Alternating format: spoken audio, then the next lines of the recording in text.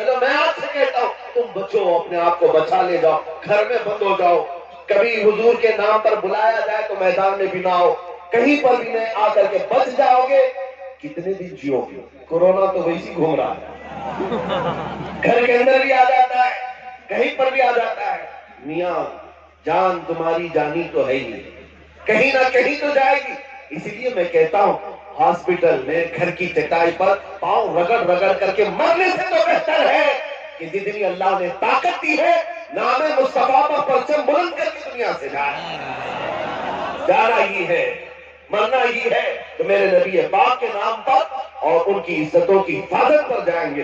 قرآن کہتا ہے تم جمے رہو، تم ڈٹے رہو۔ دو مثالیں میں تمہارے سامنے رکھتا ہوں۔ مکہ مکرمہ کی ایک خاتون جن کے قدموں تک لاکھوں مرد نہیں پہنچ سکتے، ہم جیسے لاکھوں مرد نہیں پہنچ سکیں گے، وہ ہے سیدہ بی بی سمیہ رضی اللہ تعالیٰ۔ حضور پاک صلی اللہ تعالیٰ علیہ وسلم کی ایک صحابیہ، مکہ کے ان حالات کی بات کر رہا ہوں جب حالات بہت خراب۔ آج بولتے ہیں نا حالات خراب ہے، ارے مکہ میں جو حالات خراب تھے اس سے زیادہ خراب کب آئے؟ اس سے زیادہ خراب آئے۔ انہیں تو نماز کے لیے باہر نکلنا مشکل تھا، ان حالات میں سیدہ سمیہ کا حال یہ تھا، گھر سے نکلتی تھی، کسی بھی گھر میں داخل ہوتی اور قرآن کی تلاوت کرنے لگتا تھا، اور ان کی زبان میں اللہ نے اثر دیا تھا، جب وہ قرآن کی تلاوت کرتی تھی تو لوگ اسلام قبول کر لیتے، اور ان کی زبان کی تاثیر پر نہ جانے مکہ میں کتنے لوگ اسلام میں آئے۔ لیکن اس سیدہ سمیہ کی ایک بات عرض کرتا ہوں، ایمان لانے کے بعد میرے عزیزوں پوری دنیا ہلانا چاہے تو ہلنا نہیں چاہیے۔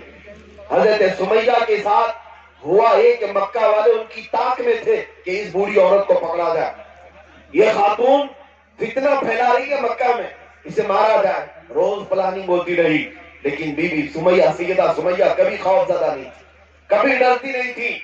ایک دن ایسا بھی آیا کہ ابو جہل نے اوباش اور بدماشوں کو راستے پر کھڑا کیا اور سیدہ سمیہ کو گرفتار کیا۔ وہ اکیلی تھی، تنہا تھی۔ جب وہ قابو میں آ گئی تو جانتے ہو حضرت سمیہ عمر دراز خاتون ہے، عمر ہو چکی تھی، کافی عمر ہے۔ اس حالت میں اس ظالم ابو جہل نے گھوڑے کی ٹانگوں سے آپ کو بندھوایا، حضرت سمیہ کے دونوں ہاتھ گھوڑے کے سامنے والے ٹانگوں سے، دونوں پیروں کو پیچھے کے دونوں ٹانگوں سے بندھوایا رسی سے، اور اس کے بعد گھوڑے کو دوڑایا۔ گھوڑا جب دوڑتا تھا ان کی ہڈیاں سرکتی تھی ادھر سے ادھر۔ ظاہر سی بات ہے کسی کو جانور کے پیروں میں باندھ کر کے دوڑانا اور تماشا دیکھنے والے وہ اوباش اور بدماش، یہ موب لنچنگ کا ہی تو ایک طریقہ تھا۔ اسی ابو جہل کی اولاد آج بھی یہاں موب لنچنگ کرتی ہے۔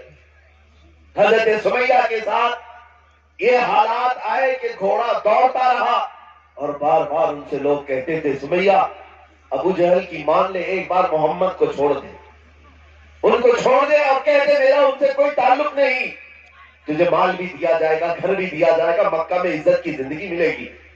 ٹانگوں سے بندھی ہوئی سمیہ بھی پکارتی تھی، لوگوں تم کیا سمجھتے ہو میں سستا سودا کرنے والی ہوں؟ سستا سودا کرنے والی ہوں؟